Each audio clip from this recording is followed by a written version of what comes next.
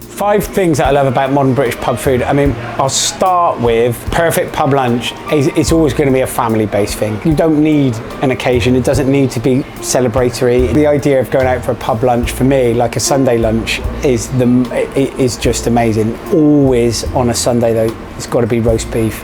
It's got to be Yorkshire pudding, or it's got to be roast chicken with stuffing, or it's got to be roast pork with applesauce and crackling. Take your pick of any of those 3, they're always going to win.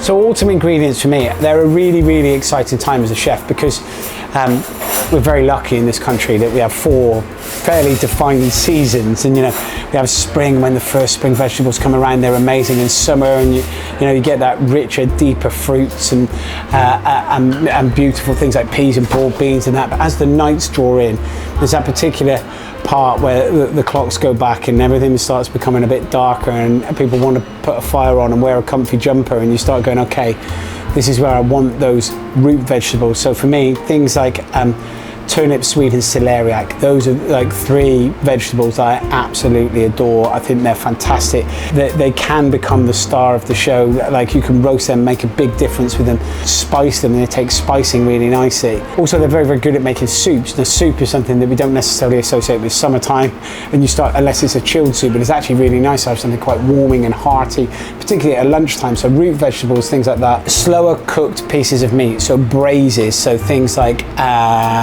beef shin, which is just fantastic, marinated in red wine or beer. Also, as we go into autumn, you get those fantastic autumn mushrooms. So seps, the first sep mushroom starts coming through, and these are wonderful, roasted, beautiful flavors.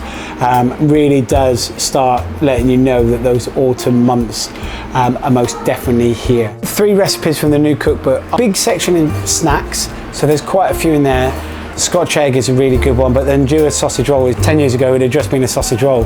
Now it's got like a spiced Italian sausage going through it that nobody thinks twice of. It's amazing, beautiful flavors. There's a beautiful green peppercorn sauce that we serve with. We've got a steak frite in there, like a bavette steak with fries. And then I'd say any of the puddings. So this book is the first book that we've written where there is so many puddings. It's the biggest section in the book. Have a go at any of the desserts, because none of them are too technically taxing.